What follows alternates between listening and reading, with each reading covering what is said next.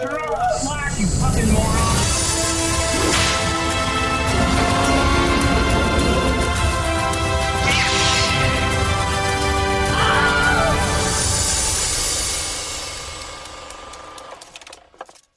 Wow. Welcome back to Screen Share, a movie podcast about Superman.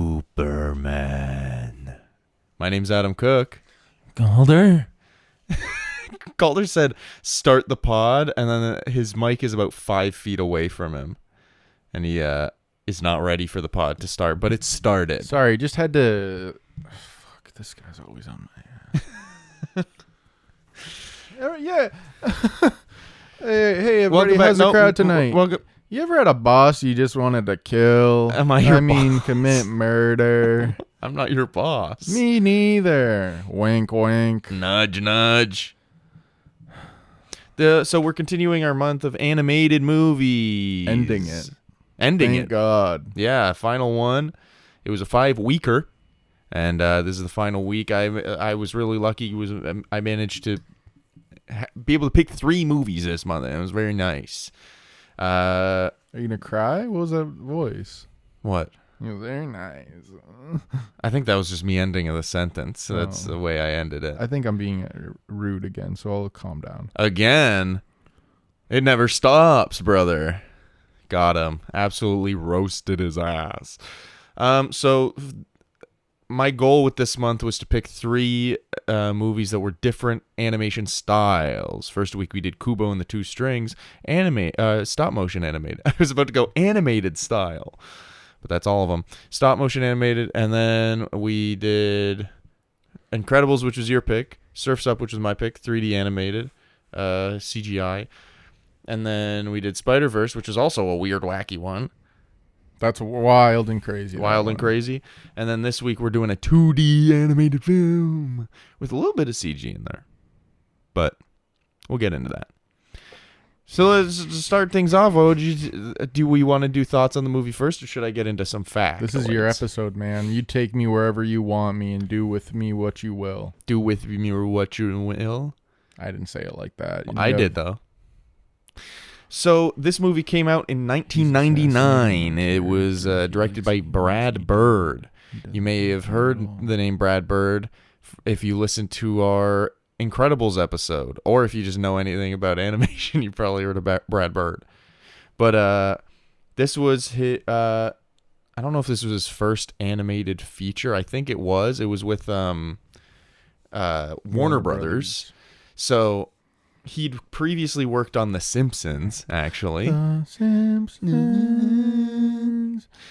That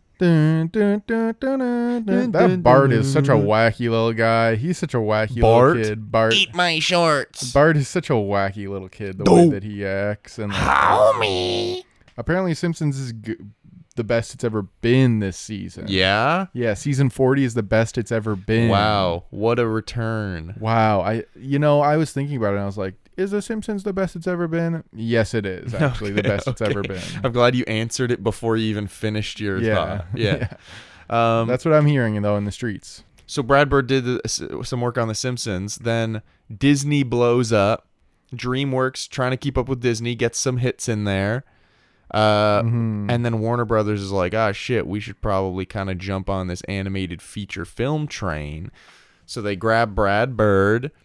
The issue with it was, at the time, almost all animators working in the industry were already working for Disney or DreamWorks.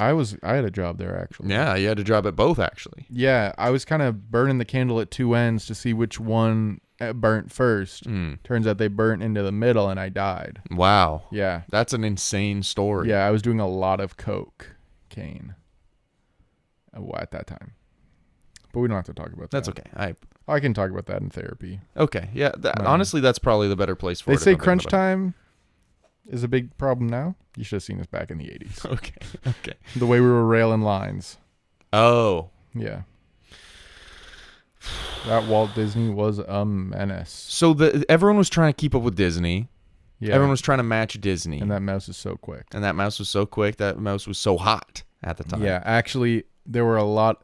I don't know if you know about this. Sorry to derail you again. No, it's all good. lot of old fan fiction about Mickey Mouse fucking and sucking and doing all these crazy things It's that true. these people came up with, and some of it's great. You know, there's some really great content that came out of that. The actual original name for Steamboat Willie, which was kind of Mickey's first appearance, was actually Glory Hole Willie. Glory Hole Willie. Yeah. That's actually an interesting thing.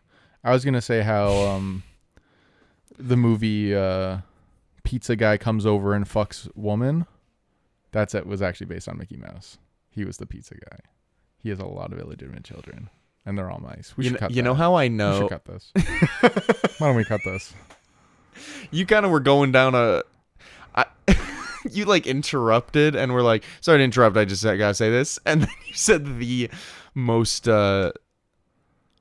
irrelevant You ever seen the movie Fight Club? yeah. That's about Mickey Mouse.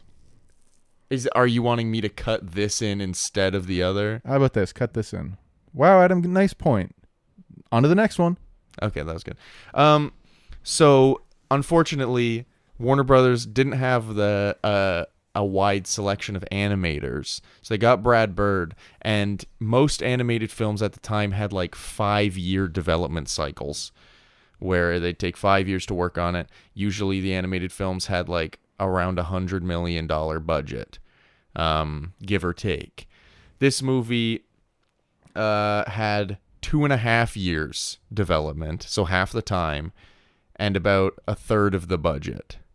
So actually, no, I guess it would have been like most of these animated films were more than $100 million. Because they're all hand drawn. That's a lot. That costs a lot. And there's a lot of carpal tunnel that needs to be worked into the balance sheet. That's true. Yeah. Yeah, lots of physical therapy costs at these studios. But so basically, the Iron Giant project was kind of stunted a little bit, or they were working uphill. It was an uphill battle to make this film. Originally, the story of the Iron Giant was a novel by the poet Ted Hughes, which is they pay an homage to Ted Hughes by making the last name of our protagonist Hogarth Hughes. That's close. I was close. Basically the same name. So that's cool. And then also a musical was made by Peter Townsend, I think is how you pronounce it. But Townsend? Peter Townsend? It's Towns, H-E-N-D. So is it Townshend? Is it Townsend? Is it Townsend? I think it's Townsend. Probably one of them. Was this before or after the movie? All of this was before the Okay. movie. But then, and they all kind of took different forms, had different story aspects. But Brad Bird pitched the movie basically being like, what if a gun had a soul, was like his pitch for the film, which is why there's it has a lot of themes about like violence and death and like souls and like how you being what you choose to be and all this, and that kind of comes from that. Apparently it's because Brad Bird's sister was killed by her spouse through gun violence, and that's kind of what like inspired it, which is crazy. But yeah, Brad Bird was given a third of the budget and half the time, and Tarzan, Disney, started development a year before Iron Giant, but ended 3 weeks after Iron Giant, which is pretty crazy. And they also had 40 less animators than the Tarzan crew. So like They big were doing coke. Big uphill battle, go crazy. Basically, like the crew was made up of like retired animators who were like doing favors for like their friends and peers, like new up and coming animators who were just looking for any job, and like fired animators who lost their jobs at previous places and are like, I guess I'll work here. So it was like a ragtag band of misfit animators, band of brothers. But despite the restrictions of budget and time, Brad Bird was given like much more creative liberty and creative control than most other animated studios or animation studios. So he was able to kind of just like make the story he wanted. And this movie was kind of praised when it came out for not being a traditional Disney type movie. Because I think the sentiment at the time was that Disney was the big boys. Yeah, and they still are, my brother. And then DreamWorks and other animation studios were like trying to reach that. Whereas this movie came in and was like, we're not trying to reach that. We're just standing on our own beside it. So a good example is our boy Roger Ebert. You love to see him, and you love to see what's going on with him. Yeah. He gave the film 3.5 out of 4 stars and said he compared it in both story and animation to the works of Japanese director Hayao Miyazaki. Ooh. Whoa. And he summarized the film as not just a cute romp, but an involving story that has something to say. And a lot of the sentiments at the time were like, oh, this isn't like... I think this was also Roger Ebert who said this. But he said, like, it's not a Disney movie with, like, a sidekick or, like, talking animals or, like, musical songs or whatever. It's just a straightforward story. It's just about a boy discovers robot and then conflict happens at the end, basically, is kind of what the movie is. Mm-hmm. Another critic, Drew McQueenie, said, and I feel like this sums it up, and then I'll let you talk, was, The Iron Giant is not a film that people enjoy casually. It is a film that people love dearly, and the people who have seen it share it with the people who haven't. And I feel like that's in talking to people that have seen The Iron Giant, that's generally the sentiment, is that people who have seen it love it. People who haven't seen it don't really know about it. And then you hadn't seen it, and now I showed it to you. What'd you think? Did you like it? Oh, wow, interesting. That's an interesting question. I wasn't expecting that one from you, actually. Adam didn't like that. Well, it's not that I didn't like it. I'm just like, what do you mean you didn't expect that from me? Expect what from me? That's question. If you liked the movie? Crazy question. That is a crazy to ask question. Another man. Yeah, I thought it was good. I felt there was a while where I was kind of like, I felt like stuff was just kind of going on, and it was sweet. But then at the end, I feel like it brings it together. Mm-hmm. So it's one of those things where I was kind of like watching, and I was like, what the hell is going on here? And then it all kind of came together at the end, and I was like, oh, okay, I get it, why people like this movie so much. Yeah, there's not a whole lot even really happens for the first 2 acts. Mm-hmm. It all kind of comes together in the third. Yeah, it's mostly just like they set up a couple things, and then there's like 20 minutes of Hogarth and the Iron Giant kind of messing around. Yeah, with and Dean a Dean little bit too. Yeah, they're not all messing around with Dean. It's mostly Hogarth and the Iron. Like they're having fun. Like playing around. They're swimming. They're throwing trash around. Yeah, and you get a couple things in there where they like, oh, he like, what is that? What is that noise? I'm sorry. It's very. Is it something? Someone's got a leaf blower outside. I thought your computer was just gonna like. No, someone's got a leaf blower. Sorry. I love that recording the last episode, someone had a leaf blower. We took a break to watch the movie. We start recording, there's a new leaf blower. On the other side. Let's go. Yeah, it's here, let's see if it picks up. Barely. I don't think it's going to be noticeable. Now, here's the thing.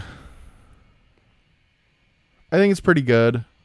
I feel like I would like this movie a lot more if I watched it when I was young. Because I feel like it's a very, like, fun movie for a kid to watch and, like, have a big imagination about. Yeah.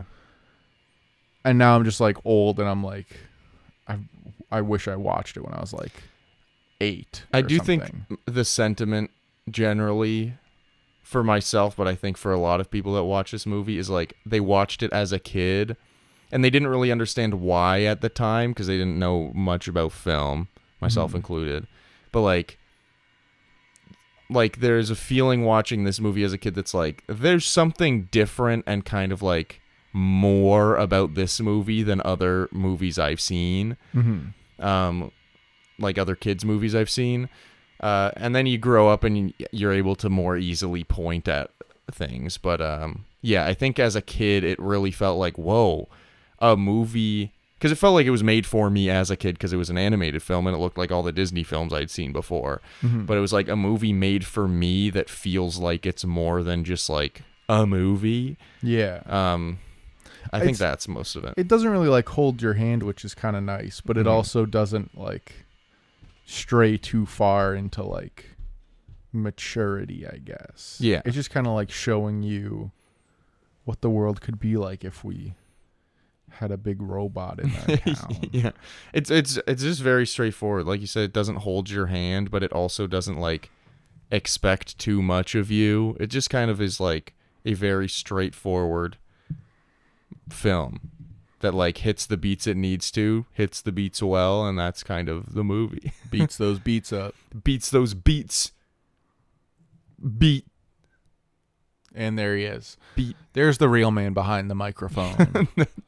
What does that mean? I don't know. Like that's classic me. Yeah, that's the guy I've known. Beats. Yep. He loves beats. He loves the food. He loves the audio files. Ready for this? Yep. Beats. There it is. It doesn't get old, I guess. So Hogarth. Hogarth Hughes. Bad name, we'll say. Call him Hoggy. Well, it's interesting because the Detective Kent Mansley finds Hogarth's BB gun, but it's broken. So it says Hog Hug. And I, watching this again, didn't realize he actually said Hog Hug in the movie. Because I see it and I'm like, Hog Hug, Hogarth Hughes. Yeah, he's like, Hug Hug, Hug Hug, Hug Hug, Hogarth Hughes. And it's like, oh, wow, yeah. Because when I see it, I see Hog Hug. Yeah. Sorry, what was that supposed to be? It's not really a point. When I see it, I see Hog Hug. When I see it, I see I Hug think it was just the Hug. way you held your hands out where you were like, and there we are. When I see it, I see Hog Hug, is what I'm saying. Interesting young boy. Could be classified as a little annoying at times. Maybe. I think he's Bringing just an squirrels into excitable, the restaurant. curious boy. I think he's kind of a piece of garbage and borderline a domestic terrorist because of the train crash. Yeah, but you blame the robot for that one. You gonna blame the robot? Yeah, the robot doesn't know any better. Yeah, but Hogarth can't move a giant robot either. Well, he tried. He really why tried doesn't he to get get his him weight up. Yeah. He should start deadlifting. You know who could probably have moved the robot out of the way? Who? Dean. Dean actually could have. He's very strong. I feel like I'm all over the place right now. This movie's very sweet. Mm-hmm. And it's nice. I don't know. I don't really have that much to say. Like, what could you say? I can run about through this some points if movie? you'd like. Lead me, guide me. Take I'll lead my you. hand So- down into the abyss. So let me quickly just say a couple more facts I forgot to say, and then we'll jump in. The film's music was composed by Michael Kamen, who is the only time Brad Bird has directed a film not scored by Michael Giacchino Interesting. of Incredibles fame and more. At all? Et al.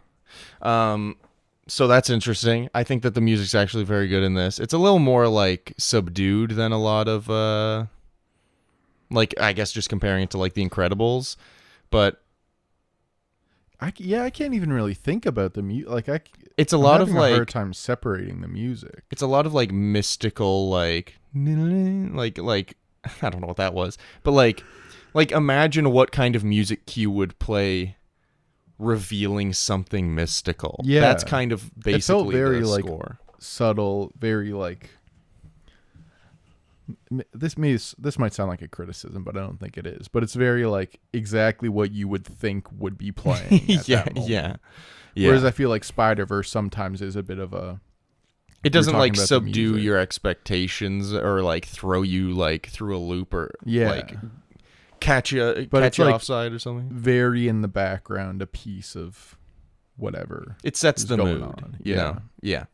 And then also, so basically, yeah, Brad Bird did this movie, and then he was friends with John Lasseter, so he connected with him. Jonathan. John was at Pixar. So John Lasseter convinces Brad Bird to like visit Pixar and basically see the studio and then like pitch a couple ideas. He pitches The Incredibles. How could you not take that idea? They take the idea and he's basically there for Like 10 the years. rest of his career, basically. Yeah. I don't know where he's at right now. I think he's still at Pixar. I think he's like the Well, his last movie was Incredibles. 2. 2, yeah. Yeah. So I think he's like the co-director of the studio or something like that now. I honestly have no clue. Oh yeah, to save time, because they had very little time to make this film, they tried a new thing called moving story reels, where they basically did a full draft of the movie, but it was like it was almost like South Park's quality animation, but with like their concept drawings, where it's Okay. just like a 2D thing on a 2D plane and they're moving it around. And they basically did the whole movie like that, just with like their very rough drawings, so that they could like see how the movie would look and flow and work, and then like be able to change things on the fly without doing a full animation of a scene first, and then being like, that doesn't really work, we got to scrap it, we just wasted like 3 months. Interesting. Yeah, that makes sense. And that was something that they kind of pioneered, using a brand new program by the name of Adobe After Effects. Interesting. So a lot of tricks that they figured out to make this film. So they like basically previs the whole movie. Yeah, which is kind of cool, kind of interesting. And they animated the Iron Giant himself in CGI, basically to make him seem like he didn't belong there, was their idea. Where it's like everything else is 2D, and then there's this kind of 3D robot that like fits but doesn't like there's something off. It's like So- the same art style, but the lighting's wrong. Yeah, it was meant to like make him seem otherworldly, or And I like think he it didn't worked. belong there. It worked well. Yeah. Anyway, those are the facts. Let's get into the film. Basically, it starts off with a guy on a boat. Crazy, And he's like- crazy men on boats. Crazy man on a boat. These guys that go on boats, they've got no family, they've got no friends, they've got no life. All Sure. they're doing is boat.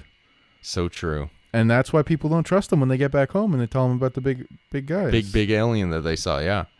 Basically, he's in a big storm trying to find land. He sees a comet or something fly into the water. And then he gets closer and he's like, oh, finally, I see a lighthouse. I see a lighthouse. It turns, there's 2 lights. Wait a second, is that eyeballs and not an actual lighthouse? And he crashes into it. Basically crashes, actually ends up on land. But he's like, I saw this big robot, goes back. Hogarth, he's a goofster. His mom works at a diner. She's a single mom. He meets Dean. For some reason, Dean is a bad man. is he? Like a good guy, but he's a bad boy. Oh, You yeah, know he's what I definitely... mean. Well, here's the thing. I thought he was more of a bad boy than I think he actually is. Like, going in, I was like, all right, Well, Dean's he's a the bad beatnik. boy. He makes art. Sure. Probably does some recreational drugs like meth. Probably. Oh, man, maybe not that one. I was thinking Well- more like cannabis. I think he probably does something close to heroin, maybe the main equivalent. Which would be Heroin. Marowin. No. Main heroin. Marijuana. Marijuana. Yeah, he probably smokes a little doob. Yeah. How you making shit like that if you're not smoking a doob? But he's basically a greaser. He's got a leather jacket, a soul patch. Like good. Yeah, he's like Jonathan Travolta. Yeah, he's like a cool guy. But what I was surprised by on this watch is that he basically from the jump, he's kind of just a nice guy. Like one of the first things he does is like says that he saw the Iron Giant when everybody's making fun of the old crazy boat guy for saying he saw the Iron Giant. And then he's like, I didn't actually see it. I was just like, nobody stands up for these crazy guys. So I figure I got it. And I was like, oh, wow. That's like a really nice little character insight, which kind of stays throughout it because he believes in Hogarth when no one else does. Yeah. Um, Even though he's got that fucking name, man. that what? Hogarth, brother. That's a bad name. Yeah. Yeah.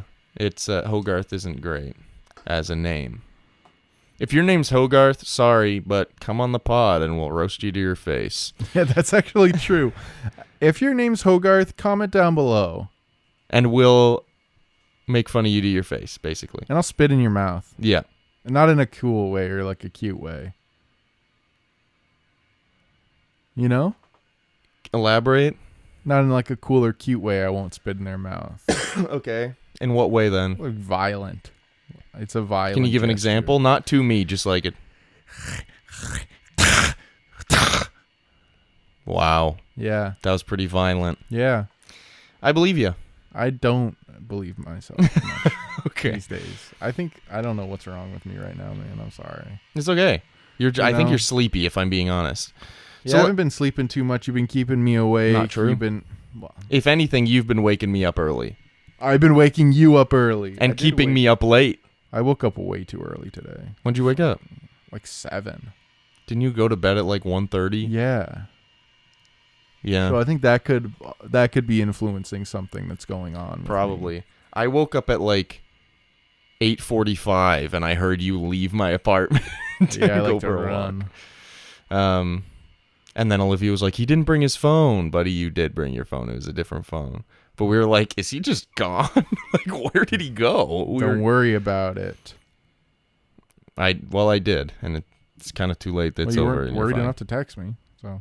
Well, yeah, because I figured your phone was here.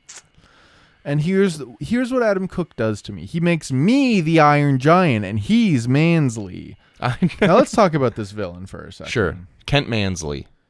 Pretty interesting villain. Mhm. Kind of a little extremely creepy. He's a little creepy and He- like pretty purely evil, I think. Chloroforms a child, Yeah.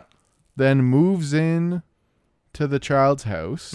Well, he moves in before he chloroforms him. Either way. He moves in, locks him in the barn, interrogates him, and then chloroforms That's true. him. Yeah, he does chloroform that little boy. Yeah. Tries to bang the boy's mom a little bit. A little bit. Just like throws a couple shots, sees if anything hits. Luckily, she's uninterested, Calls clearly. for them to nuke the town that he's standing in the middle of. Well, he calls for them to nuke the town, and then the general's like, no, you idiot, it'll kill all of us. And he goes, oh, yeah.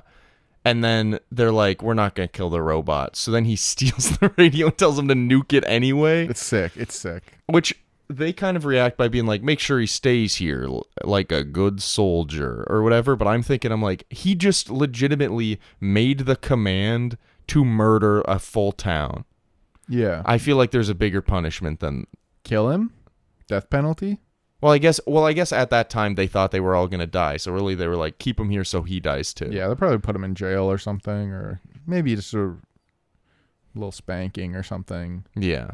You know how these government guys can be. You get a slap on the wrist, you're back out there, even though you called a nuke on a... Yeah, but even before town. he did any of that, and when all that happened was the general thought that he had like led him on a wild goose chase, he had told him like that once they got back to Washington, he was going to make him clean out his office. So I think he was already fired. But now he's fired and probably going to prison. I guess that makes sense, yeah. Yeah. Um, Yeah, I think he's a good villain. He's very easy to too. hate. It's, what's his name? Something McDonald. He's the villain in Happy Gilmore. We watched Happy Gilmore Okay. together, right? Yes. A couple years ago. It's though. Christopher McDonald. Mm, You'd probably recognize him. maybe. This movie's got a pretty good voice cast, if I do say so myself. Oh, It's true. oh. If you're going to do that, at the very least, put the mic to your butt so people know what you're doing. Adam was pushing farts out of me. Nowhere close to you. Eli David Scum. Mernthal plays Hogarth Hughes. Mm-hmm. That's interesting. I don't know. I think he's fine. He's fine. He's good. You know, He's a little boy. It works. Him doing the thing works. Yep. Not much more to say on that. Yep. Then we've got Jennifer Aniston. Unexpected. Yeah, I truly didn't realize Jennifer Aniston was even Hogarth's mom until this time. I don't know if you have this written down, but there were a couple other people considered for the role. So you tell me what you think about these. Sure. Sarah Michelle Gellar. Okay. Okay, you don't like that one? I don't care. Meg Ryan. Okay. Jodie Benson, Okay. Julianne Moore, Interesting. Nicole Kidman. No. Interesting. But I think Jennifer Aniston works pretty well. She works really well for it. And she's, a nice mom. The mom character is not doing too much in the movie. She kind of works as both support and also suspicion. So she is like support to Hogarth, but also a bit of an obstacle because he's like, I can't let her know that I have a big giant robot.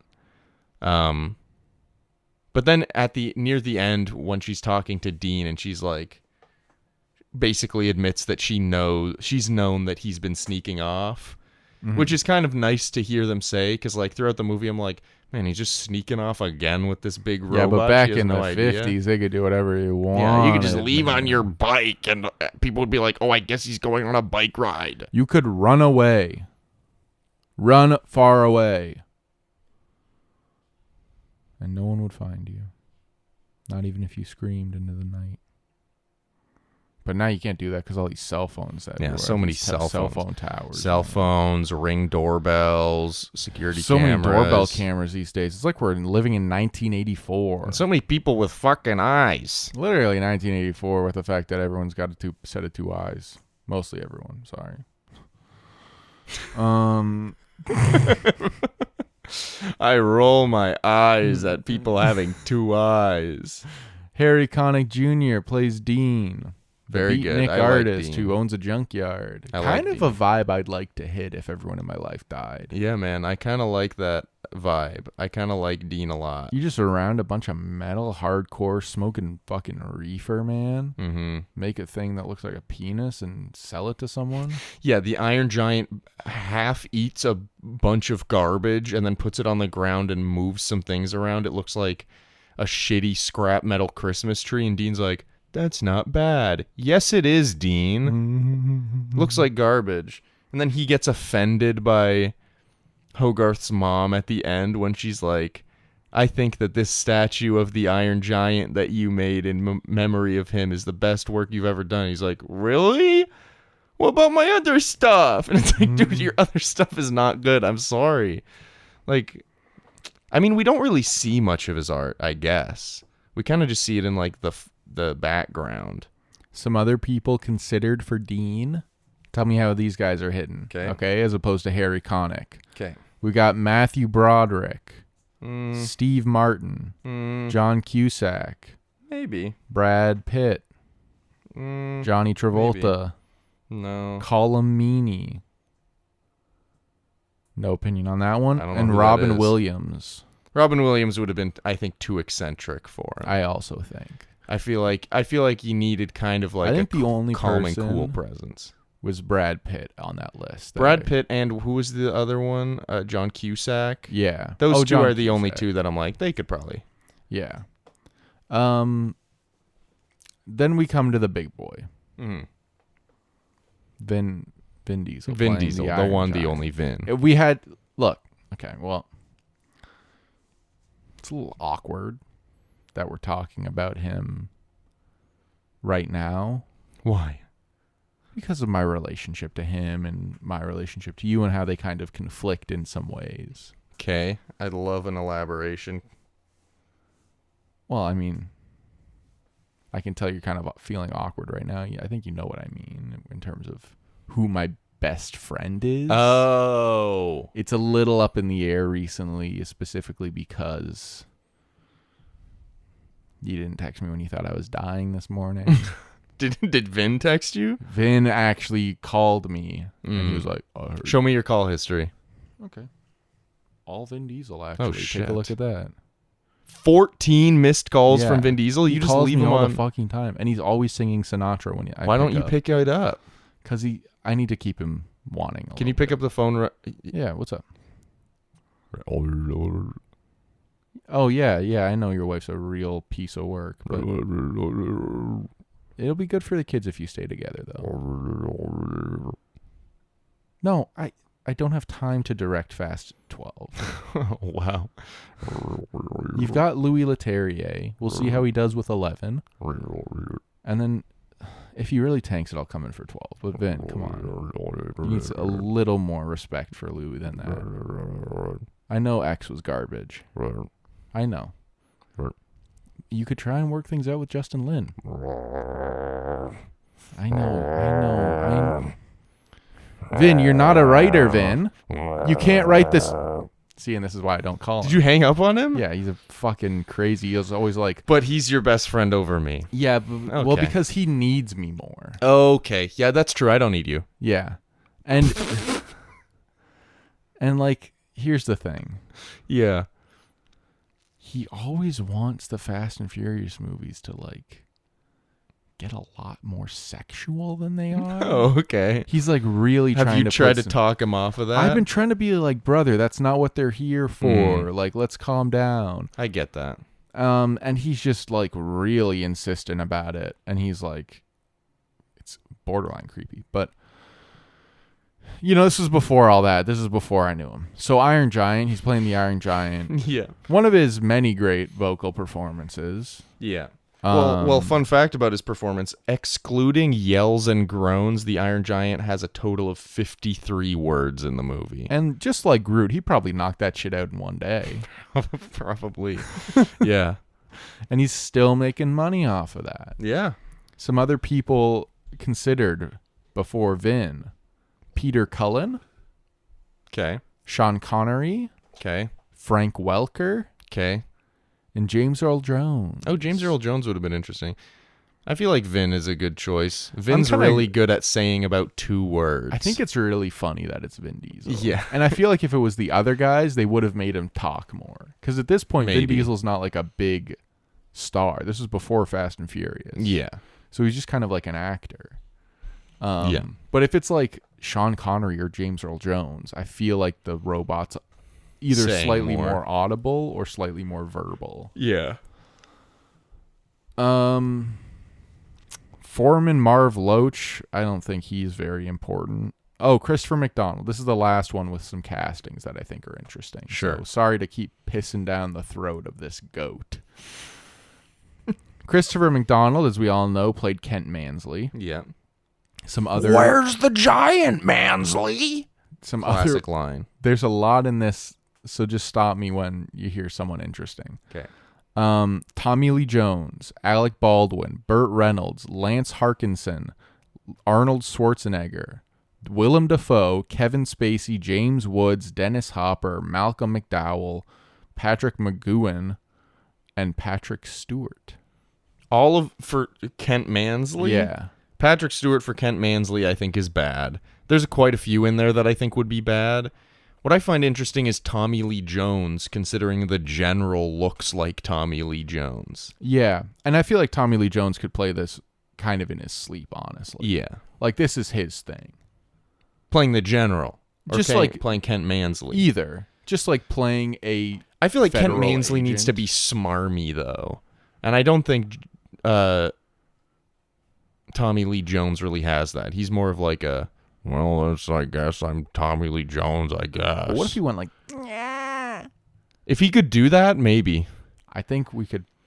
Tommy I'll Lee Jones, if you're listening, send us an audio file of you going, Make sure it's a WAV file, though. If it's an Yeah. MP3, I'll kill myself. It's true. That's actually no cap on that. I'm getting a phone call. Let's see if it's worth answering. Is it Vin? Suspected spam. That's Vin. He loves blocking his number and calling you like he's the credit card company. Wow. He is insane. So anytime it says suspected spam, you pick it up? Yeah, and most of the time it's Vin. Wow. Does he try to like, does he do... He's the thing where mostly he's like like, asking what my "Hey, credit I'm card from- number is. I'm from MasterCard. Yeah, he's And like, then you go, I know it's you, Vin. And he goes, got you. I And then- got you. That's Vin. yeah, and then it's like, you didn't get me. I knew it was you. I called you out, and he's like, don't care, don't care, don't care, don't care. Just for like, the longest I heard him do that was 2 hours straight. And you stayed on the line? I just put it on the table on That's speaker. fair. I just walked away, did some house chores. Did he let up at all? Like, did he take a pause? His take a wife breath? was actually screaming at him halfway through, trying to get him to like come to dinner or like, say hi to his kids for the first time in 2 weeks. But Does he have a wife? Yeah, and he's got 4 kids. Did he have a wife and 4 kids when he did that weird interview where Yes. he talked about someone being Very much way too so. beautiful? Very much so. That was for, and I advised him against that. That was his plan going in. That was his plan going in, and I advised him, maybe don't do that. Yeah. And the crazy thing about Vin is, he doesn't give a fuck what anyone says. He's a real true spirit in that way, and I respect him for that, but I fear him for that as well. I'm calling it here. Vin cannot take up most of the pod. Vin doesn't even talk to me. Of course he doesn't. You're a scrub. Thanks. He only talks to you when he gets my number wrong. Oh. Because your phone number and my phone number are one number off. Yeah, that's actually true. We bought those as a bulk plan. Yeah. I've got 16 phone numbers right now. Oh, so I'm only matched with like one of yours. Yeah. I tried to keep them separated. So I've got a phone for my mom, a phone for my dad, 3 for Vin. Mm-hmm. He's just needy that way. Yeah. My sisters share one. Hillary gets one, but it's like an old model I had of phone. Yeah. And then actually I do have a line to Justin Trudeau, and it's mostly just to, when we're organizing our Halloween costumes. Okay. All right. Okay. I've gone too far. You're fine. You didn't go too far. You met the line. You found it, and we're I there. kissed the line. You kissed it. Okay, we can stop talking about my good and personal friend Vin Diesel at this point. So honestly, I think I'm kind of in the same boat as you, that I don't know what else really to say about this movie other than it's got a lot of heart. It's very charming. It's very sweet. It's very to the point. The end sequence where I guess this is what we can talk about. So the Iron Giant himself reacts very negatively to the idea of death, and he's very saddened by it. They see a deer get shot, and he's very sad. Then he looks at the gun, his eyes start to go red, but then he snaps out of it. But then later, Hogarth pretends to shoot a little gun at him, and he goes full ray gun mode and blasts a bunch of lasers. Yeah, that was wild. And then there's this whole sequence where the army's trying to get the giant. Hogarth is with the giant, is flying around. There's a bunch of shit happening. Eventually, they shoot him down while he's carrying Hogarth in the air. They plummet down. Hogarth's knocked unconscious. The Iron Giant thinks he's dead. And then the army starts shooting at the Iron Giant, and he kind of just goes overboard and just starts blasting the shit out of him. Well, no, he saves those 2 kids before, so the town knows he's good. Yeah, the town knows he's good. But then the military doesn't. Yeah, the military, as per usual, fucking everything up and being the villains. Amen, brother. But get my boys back. Get my boys back home. But yeah, basically he goes into full robot mode, which I learned apparently there's a deleted scene from the movie where it's when the Iron Giant's sleeping in the junkyard, and he has a dream about what caused him to come to Earth. And he has a vision of or a dream of when he was on his home planet with a bunch of other Iron Giants. And basically the city and the planet that he was from, was destroyed. And then he came to Earth or whatever. But that was deleted. But in that sequence, you don't see the actual Iron Giant, but you see him look into the water, and you get a reflection, kind of blurry, of him in his full robot weapon mode, which I guess would have then teased what was coming. But then also in that scene, while he's having this dream, it kind of fucks with Dean's TV because he's watching Johnny Carson or something. I don't know. It's the 50s. Hey. I don't know. I don't think that was John. It would have been Johnny Carson. Hey. Pamela Anderson. Sure. Anderson. But Anderson. But It fucks with the TV. His dream shows up on the TV. Dean very briefly sees Iron Giant in robot form. He's a little confused, but then he just goes back to sleep. But that, I guess, would have set up then Dean being a little more distrusting in him when he does see him go full laser mode, because he's like, that's what I saw, that's what I saw. It's a pretty quick turn from like he's evil to now he's okay, because then Dean sees the gun. Yeah. It's a very quick turn between like neutral, evil, he's good. Yeah, because I think Dean's just like, oh shit, he is a big robot that's trying to kill. But then he's like, oh no, it's just self-defense. It's just like a defense mechanism. But I think that's also him realizing, well, like, shit, if the military attacks him, he's going to go, like, gun mode. And then they're going to be like, oh, he's bad because he's a big gun. And then my art's going to get all fucked up. Yeah. All of my garbage art. I got to get a junkyard. Anyway.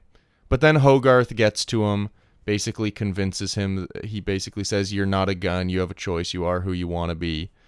And then he's like, I'm not a gun. I'm so sorry, blah, blah, blah. But then Mansley comes in and fucks everything up, obviously. He sends the nuke, and basically everyone's like, we're all going to die. And then he pulls an Iron Man in Avengers. Flies that bitch right back through the hole. He says, Superman, and then flies into the Why nuke, is saving Vin everyone. not playing Superman? Probably. How about this? Here's my Superman movie pitch. Just listen, bitch. Vin Diesel, that Brazilian reporter he was hitting on during the XXX press conferences. As who? As Lois Lane, sorry. What other characters were in Super? Lex Luthor? Zuck. Okay. And then who else is there? I don't know. Jimmy Olsen. Anyway. So, but yeah, he like has this conversation with Hogarth where he does the whole you stay, I go, no following, which is what Hogarth did to him earlier. And that's very sweet. Honestly, like a lot of people talk about him saying Superman and then getting blown up as like the emotional part. To me, it's when he's like, You stay, I go. He's like this giant metal man and he's like touching Hogarth's chin, like making him put his chin up, and he's like, no following. Like that to me is like, okay. And then Hogarth says, I love you to him. The robot blasts up, explodes. Then they do a little thing where there's a memorial up made by Dean. Everyone It's of his that best city. work. Was it Rockwell? Yeah. Is like, they dedicated this monument to him for saving them. And then Dean's with Hogarth's mom now. That's hot, actually. And then I thought it was going to be Mansley for sure, especially after he called the nuke on the town. yeah, I thought that was I thought that cinched it. It was a done deal. But basically the general gifts Hogarth the little screw from the Iron Giant's like jaw or whatever, because it was like the only piece of the robot they could find. And then in the next scene, Hogarth is sleeping, wakes up to a little beeping. Turns out the little screw is trying to get out. Turns out the Iron Giant's putting himself together in Iceland, and Beep, he's okay. beep, beep, beep. Yeah. Did they ever make a number 2? No. And I don't think there have ever been plans to, but... You got anything else?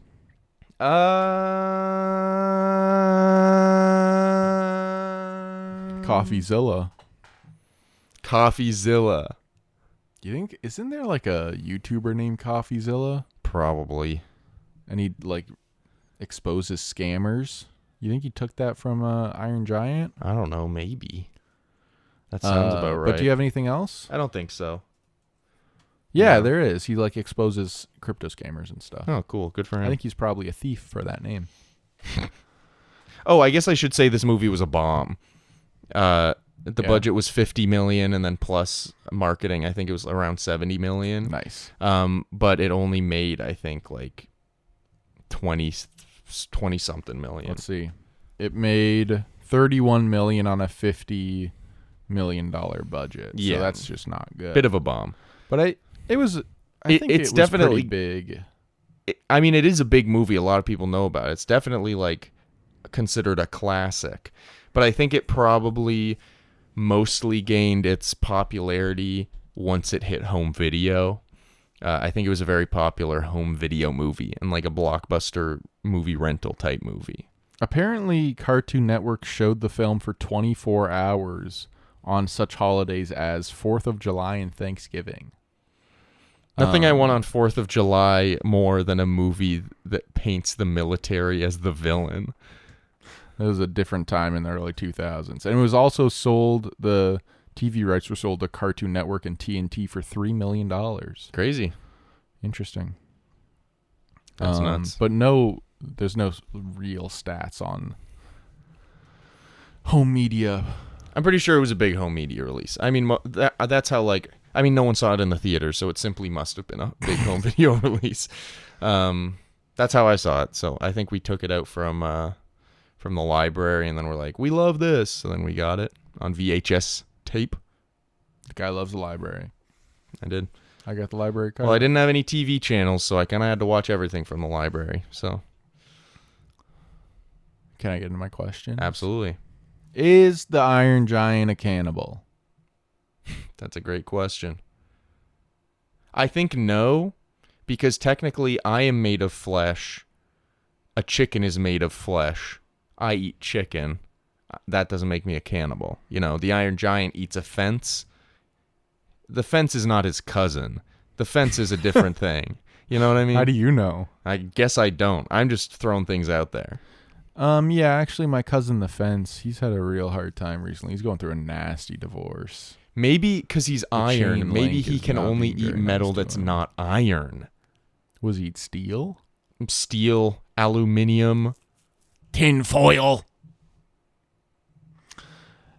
How many's too many giants? One, I think. Or two would probably be two. No, because then I'd say three max. I think you get 3 so they have someone else to play with.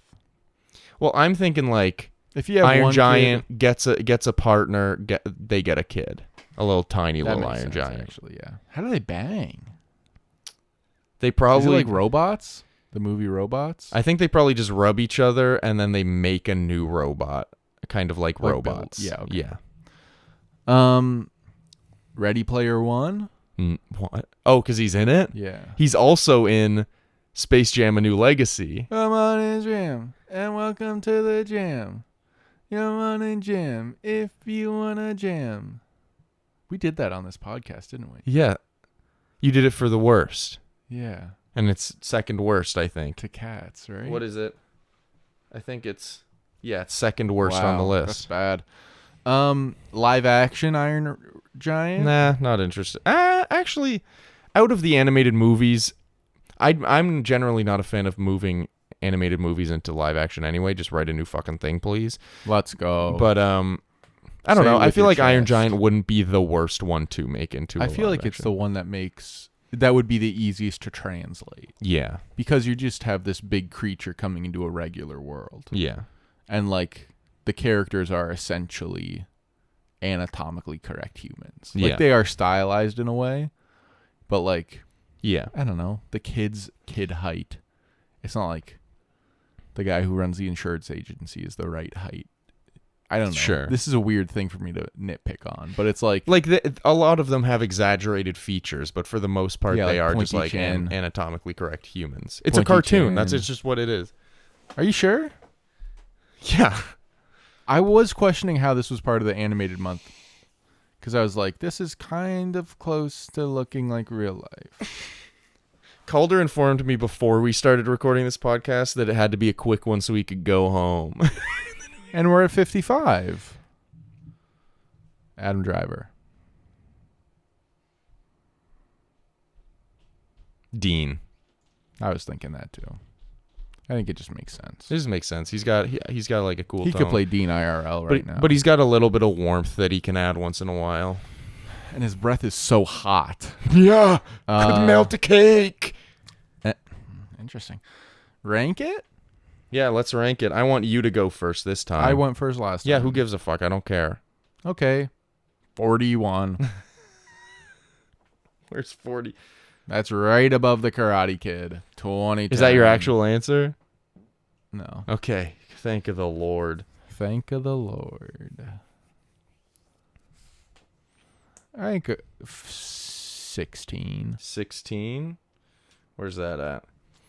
So right above Shiva Baby, Yeah. right below Close Encounters of the Third Kind. I guess this is like Close Encounters of the Third Kind if they found the alien sooner in that movie. Yeah, but that movie's incredible. That is a crazy movie. Where would I put it? So you say 16. And don't lie about it. Honestly, I'd probably put it actually around there, maybe above Game Night. I'll probably watch Game Night before I watch this ever again. Okay. Well, then do you want to go in the middle and just put it right above Close Encounters? How do you feel about that? Be honest. How do I feel? Because for about me, that? with Game Night, I love Game Night. I think it's very funny, and I think it's a very good comedy. But I feel like, I don't know. It doesn't have a lot of heart. Or, it doesn't have a lot of heart. There's not a lot of very, like, genuine, earnest moments. Whereas Interesting. I feel That's like actually a this movie good point, actually. But I feel like Close Encounters has a lot of heart. So something's... Yeah, okay. I could say we could split the difference if you give me something back in return. In previous times, I've said that as like an offer, and then you go, that's not how it fucking works. Give me something back in return. Like in real life or on the list? $50. No. Please? No, I don't have the money. You can still put it there, but I'm going to be disappointed in you, and I'm going to put an IOU after it. Well, don't make me feel bad for putting it there. Would you feel... Yeah, no, that's good. That's good. Okay, that's good. okay. Yeah. There's something else we should address before the episode ends, though. Okay. And that's because we've gotten our first sort of interactions. I was thinking of putting this at the beginning, like doing a little separate thing, putting it at the beginning of the Incredibles episode. Would we be able to just roll into it right now, and then you... I'd like to wrap this episode up first. Okay, so maybe cut out what I said. So I don't really care. It's Iron Giant sitting at 15 on the list, under Game Night, above Close Encounters of the Third Kind. I feel pretty good about that. Honestly, a bit surprised at how well Animated Month did. Into the Spider-Verse at number 4, Incredibles at number 5, Surf's Up at number 11, Kubo, boo! Iron Giant at number boo! 15, Kubo at what? Kubo's a little bit down. Kubo's at 25. Boo! Why do you fucking hate Kubo so much? I don't know, man. I just gotta have a villain in my life so I can keep motivated. So you chose Kubo and the Two Strings. Yeah, or Travis Knight. Travis Knight is a decent villain. Ta. What is that? Shot ya. Shot me? Yeah. Or shot Travis Knight? No, I feel like I'd get in trouble if I shot That's him. true. You can shoot me, though. Yeah. You're kind of like a legal gray area. So, yeah. A walking legal gray area. Thanks, man. Because, like, technically I'd be okay with it. So, like, that kind of gives you some leeway. Yeah. So, yep. Animated Month. It was a pretty good month. Iron Giant at fucking... I forget what we just even ranked 15. it at 15. Hope you enjoyed this episode. Hope you enjoyed this month of movies. Next month, we're getting into... Christmas holiday movies. Do you know what next week's Deck is? the halls with boughs of holly. I can check. We got Die Hard queued up, and fucking hell. and then I've never seen. Gremlins, and then Christmas Vacation, and then Klaus. I'm thinking of changing mine so those aren't locked in. Okay. But for sure next week is Die Hard, which I've never seen, which kind of makes some people want to shoot me in the head. Yippee-ki-yay, mother trucker. Wasn't it like a mother hugger or something? You there more than butt stick on a tricycle. What are you talking? You gotta end this, man. Thanks, everybody. Bye.